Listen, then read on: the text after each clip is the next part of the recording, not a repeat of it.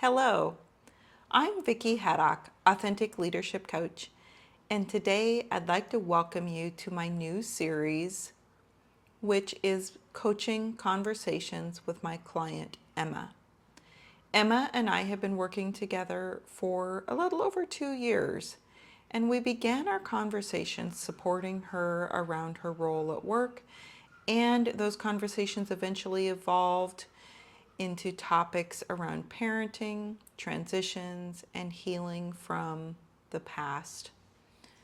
So often our conversations reflected topics that are on the minds of so many that I speak with. And I always was just feeling like, wow, if we could just capture these conversations and others could listen in, what an impact it would make. And eventually, Emma and I agreed to record our conversations. And we hope it's our combined desire that they are a service to those who find their way here and listen to these recordings. They are audio only to maintain Emma's privacy.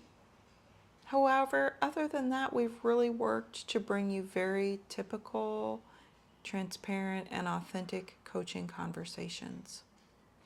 I want to thank Emma for being willing to share her life in this way. And it's our hope that you will be inspired and encouraged to make some needed changes in your own life because of these conversations. Now, let's listen in.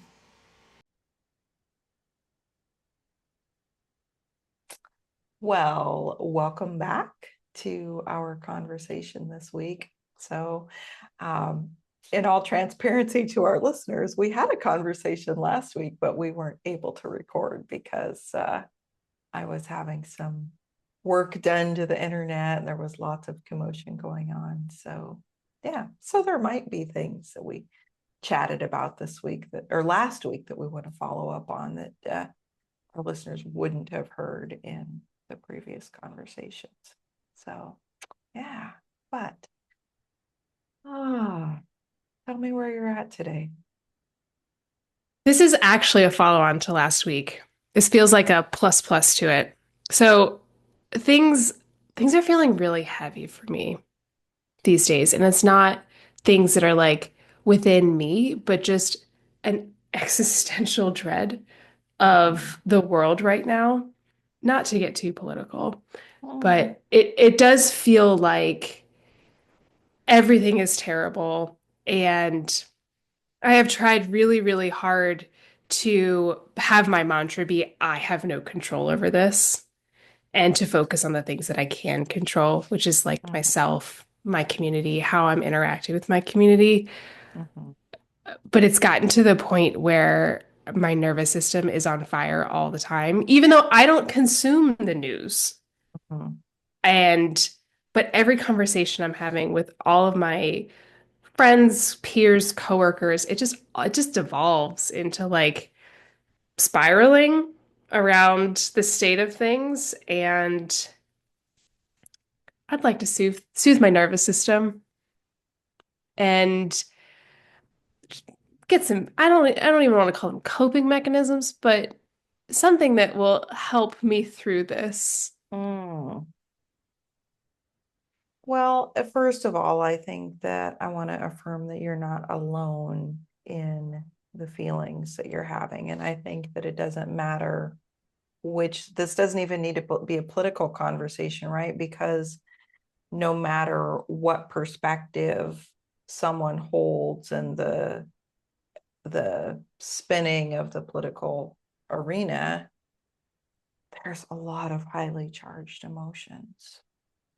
Yes, there is. Yeah, And yeah. I think about it from like the other side, and I'm like, maybe this is how they were feeling when things were different. Mhm. And I'm trying to be empathetic. I'm trying, and sometimes I fail. Yeah, I hear that.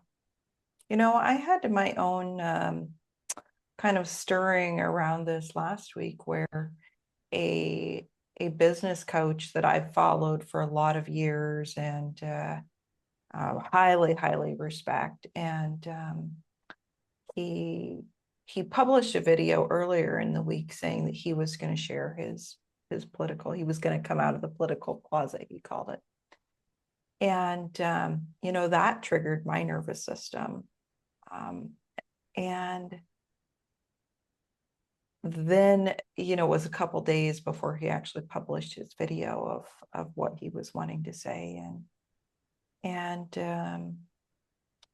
it just gave me time to sit and think about, well, in my coaching space, I hear people from all aspects, and even from outside of the US, from and so everybody is touched by this. And so I think to start with, I want to say, I want to just affirm that, because if we dismiss, if we just try to say, well, focus on what you can control, well, we know that is part of the solution, but that also is being a little bit dismissive of this particular point in time. That's a really good point. It does feel like trying to bury my head in the sand, but also just like, oh no, I'm not going to think about it. Yeah. I think And all what's the more, stuff involved.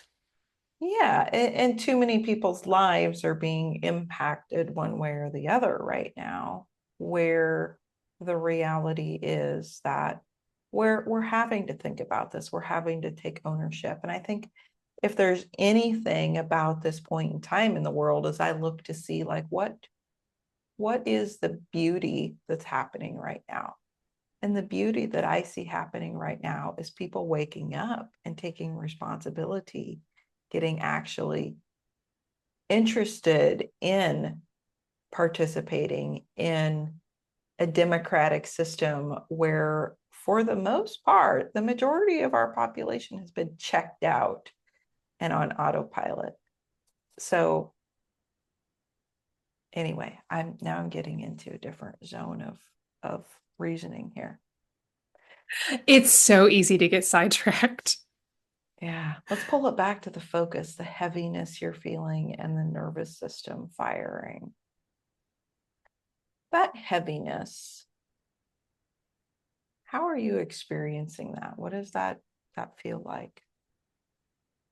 It feels, we're just talking about in my body, it feels like a weight on my chest. It feels like not even like not like, it's not constrictive. It just feels very heavy and it feels very focused right in like my chest heart region.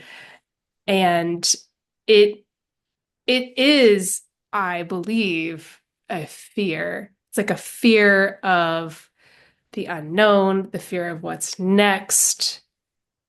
And it's weighing on me physically.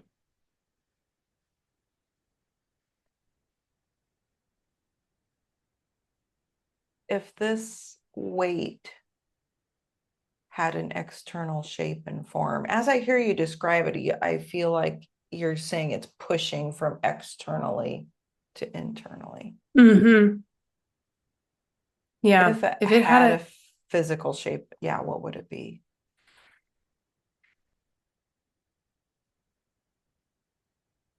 it's not, I have had a weight be in the past like chains or ropes around me, and it does not feel like that. It almost feels like something sitting on my chest, like a boulder, like a rock, a big old rock. Yeah. And that image that comes in my mind is almost like you being trapped under that rock, like you're Yes. laying there and Yes. trapped under it. Helpless. Yeah. Which speaks to that piece where you started with of like, well, I'm trying to focus on what I can control. But this speaks to the truth of the reality that you're feeling like there's a lot here that you can't control. Yes.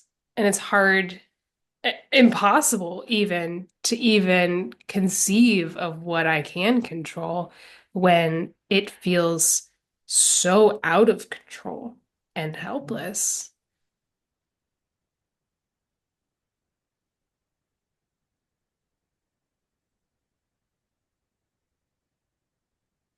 Let's be with that a moment. Let's just be with that boulder sitting on you. When you're on your back, helpless and trapped, what's the vulnerability?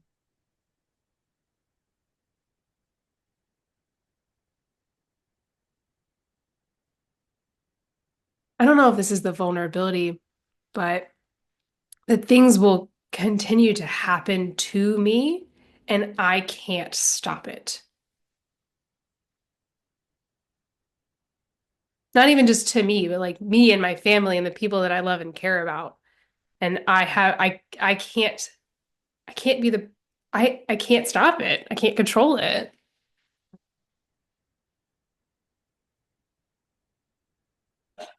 So, one frame or perspective that we can have in life is that things happen to us. And how does it, let's go another layer deeper and see if there's any more language that wants to come around that. If things are happening to you, you're trapped, you're just at the mercy of something else. What other language might you use to describe that? I have no agency. I have it does feel like the autonomy has been ripped. And I can tell you right now, that right there is an inner child wound. Yes, and that's where I was going. I wanted to take you back to the fact that when we feel like things are happening to us, there's often an element of trauma response. I want to just pause and say collectively, our US culture has a lot of trauma that they haven't been willing to look at. That is the ding ding truth. Yeah. And I know in my own journey that I had to be pushed to painful situations in order to wake up and acknowledge the truth of my trauma and heal it.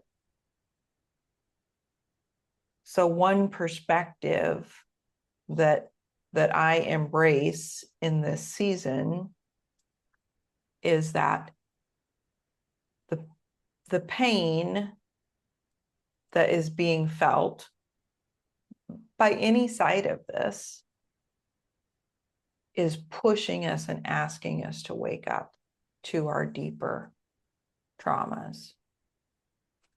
So let's go deeper for you. What is that wound that it touches on for you? There is, I think the biggest aspect of my childhood, and I'm not even going to qualify it, like I had a great childhood, is that I was very much a people pleaser and trying to meet the needs of my parents because my needs were diminished. And so I never I pushed those down and I never I mean I had agency, but it was always dictated by there's this like collective of like what you do is for us and not for you. Yeah. I want to notice how even you use some dismissive language, some dismissive of your own experience there. I heard it as it came out. Yeah. You started to say, and then you're like, oh, but I had a great childhood. Well, parts of your childhood, no doubt, were great, but that doesn't dismiss this deeper. wounding that happened. And I would imagine if you could see from the perspective that you see now, that younger version of you who felt like her whole life had to be about dedicated to taking care of the adults in the room. Would that be like a similar boulder trapping her? Absolutely. It almost, no, it does feel stunting. Like I wasn't able to even really fully learn to express how I felt in my in growing up. And I do that is like the thing that I've been learning is I still need to learn working on is that feeling my feelings, even acknowledging my feelings.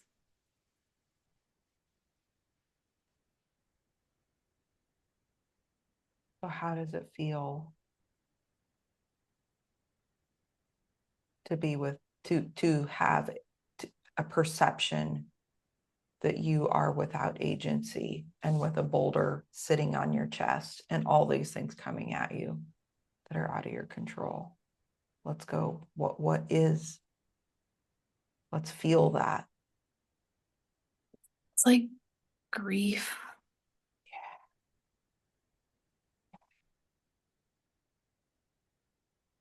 It I feel like I've gone we've done this so often that I just want to give her a hug. We've done this so often, but not in this particular depth, right? We're No, getting I agree with to that. a depth of grief because when we get to grief and we can actually grieve something, that's one of the final layers of healing.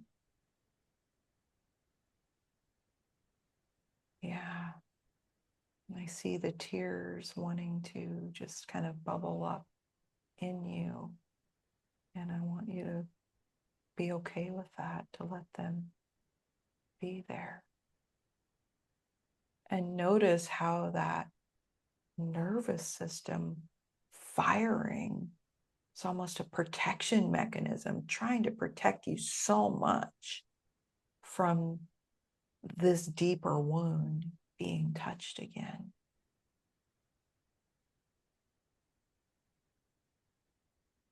This is it is an onion that that we've been peeling open. Yeah. And I've wondered when the grief would finally hit.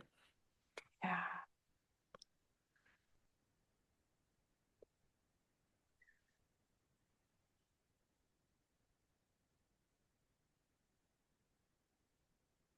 Grief is about what was stolen from us, what was taken from us, what should have been rightfully ours but wasn't. What was stolen from you as a child by this need to overplease others?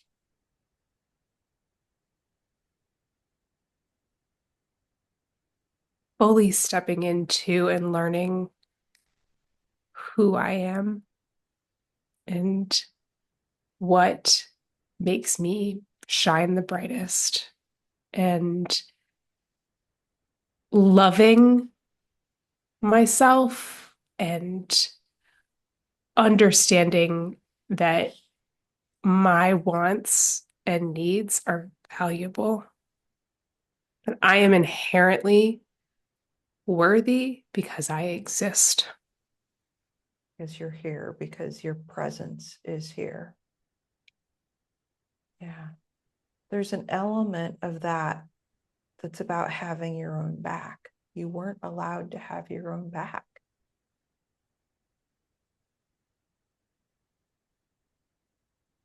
It did feel like my entire existence was to make other people shine brighter. that I existed for them and not for me. Yeah.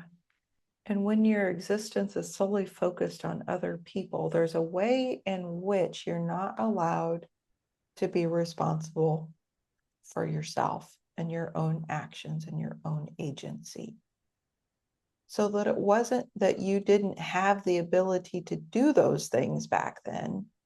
You didn't have the maturity and the understanding that you could do those things back then. And as a child, let's be frank, a child is often at the mercy of the situation of the adults in their lives. So Mhm. there is less agency inherently.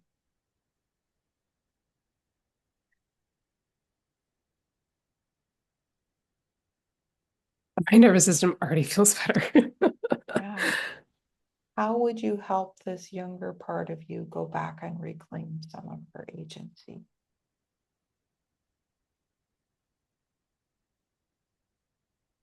I I want to I want to tell her that we're here and we're healing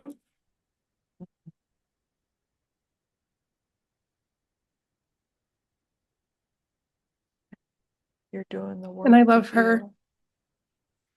and I'm here for her. Mhm.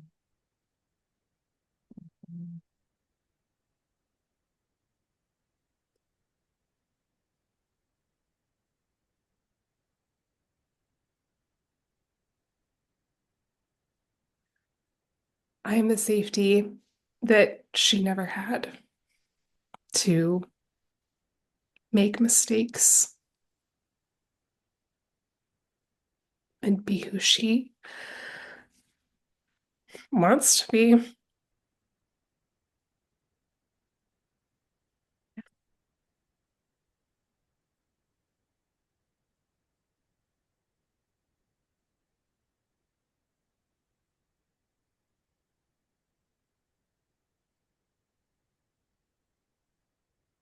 What if your response to the current stressors in your life right now is just exactly what we're doing here?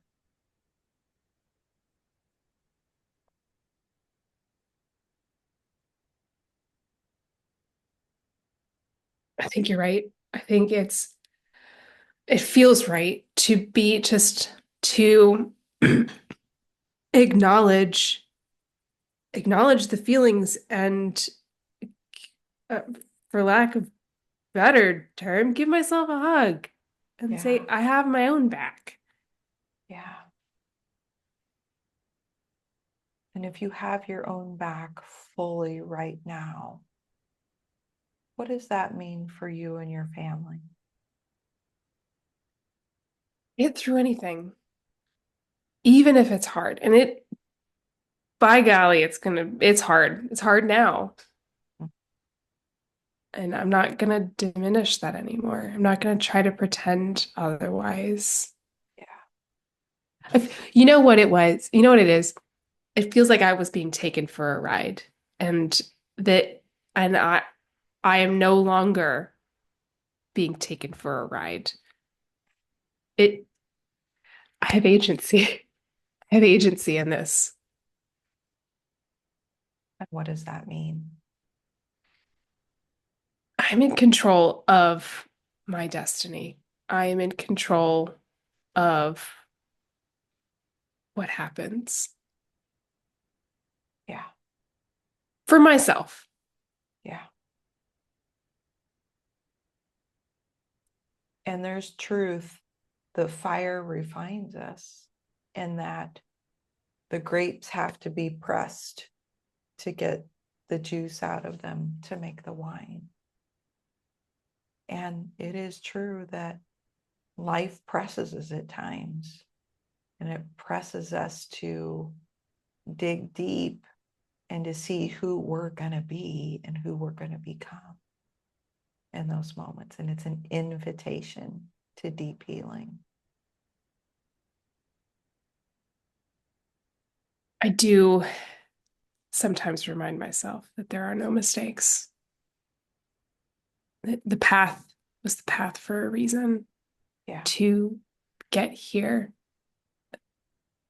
And I don't need to beat myself up over things that have happened. And quite frankly, I wouldn't change them because I would be someone different. Yeah. And by golly, I do love myself.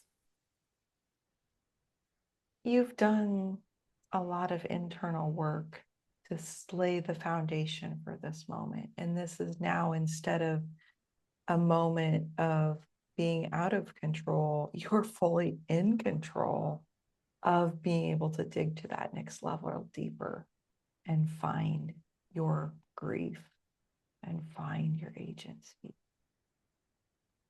I've been doing a lot of grounding meditations lately, and Mhm. those have felt really quite good because it is a solid foundation. And I what I want to do is add a layer of like acknowledging like my inner foundation to that. It feels right. Yeah, feel your inner foundation as you're doing those grounding meditations.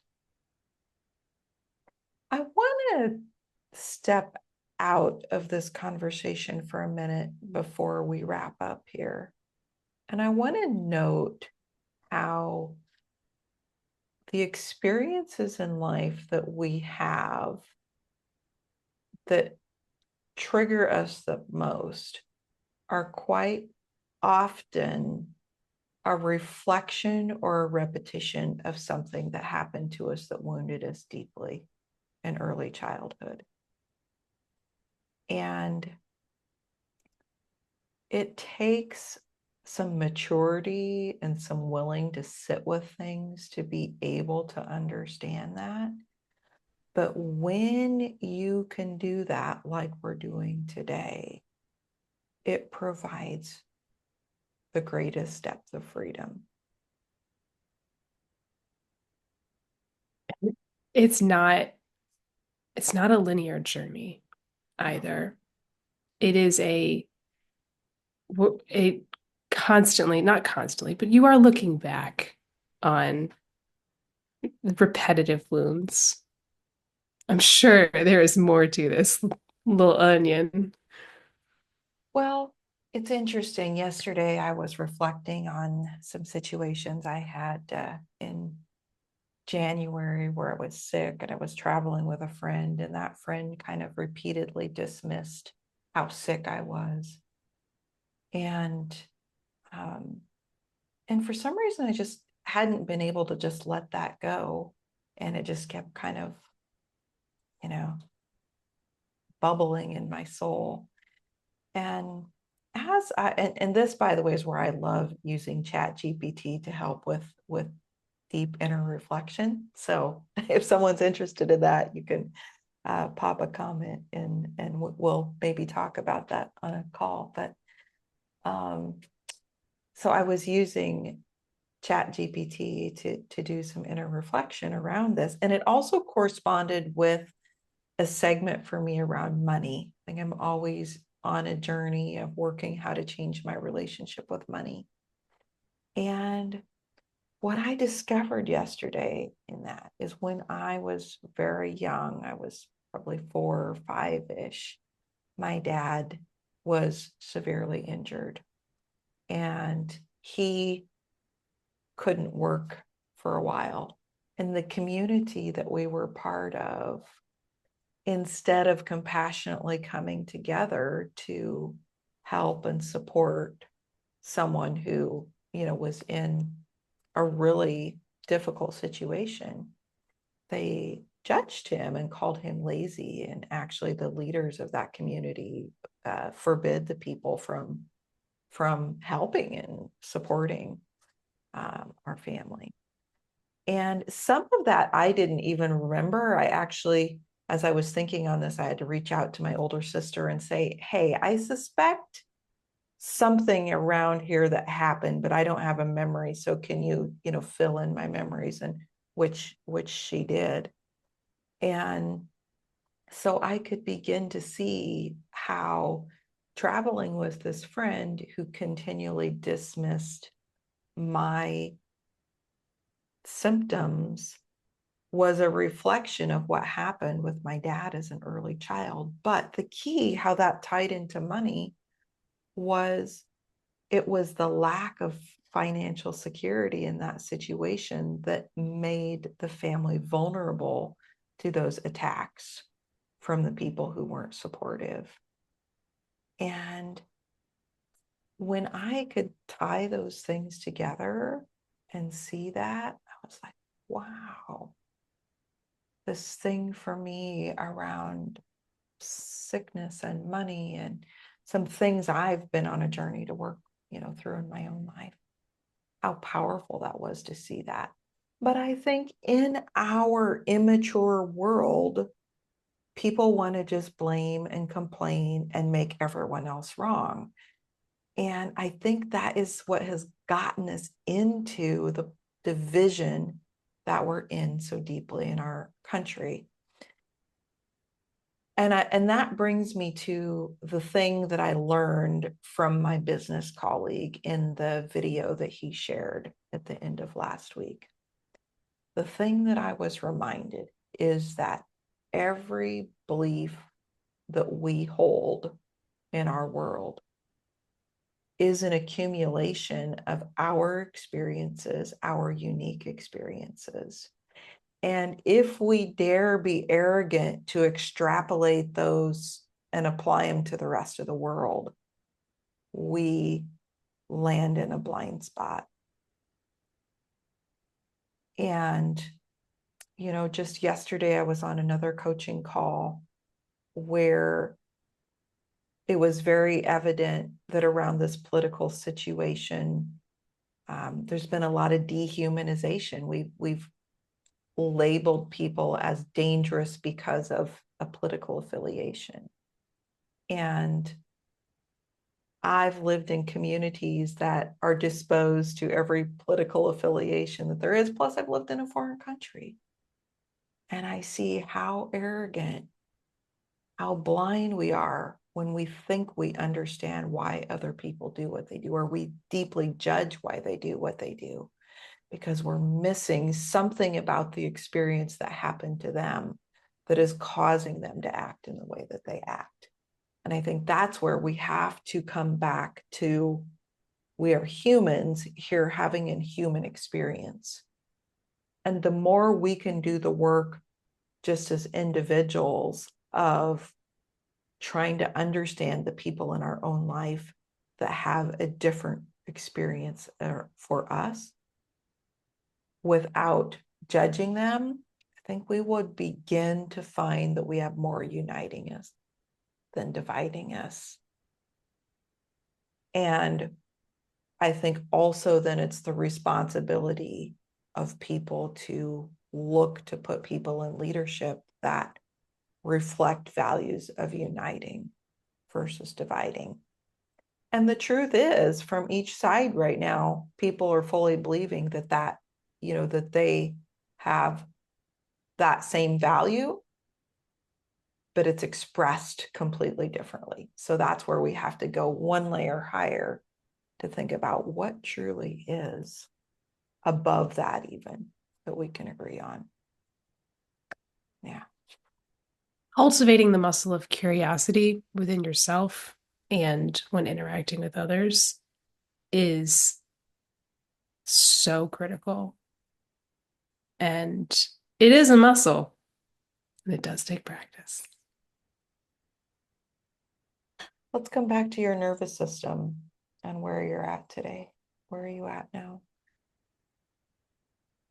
Right now, I feel I feel grounded, I feel stable. And whereas before, it kind of felt like I was in a tornado or a washing machine being thrown around. So I am the rock. Beautiful. Mm. Thanks for being willing to show up and yet again share a conversation that I know so many people are going to resonate with. this particular point in time. Well, until next time, lean into the grounding of your true inner foundation and your agency. And I'll look forward to seeing you next time. Always. Thank you for being along until the end of this conversation today. We'd love to have you as a regular listener, so please hit the subscribe button and like this video and check back for the next episode in my conversations with Emma. In the meantime, I'd love to hear what resonated with you most. Leave a comment, and I'll look forward to hearing what sparked in you during this conversation. Also, feel free to share this with a friend, and we appreciate you being along in helping us to bring inspiration and hope and healing to all those who listen. So take care and have a beautiful day.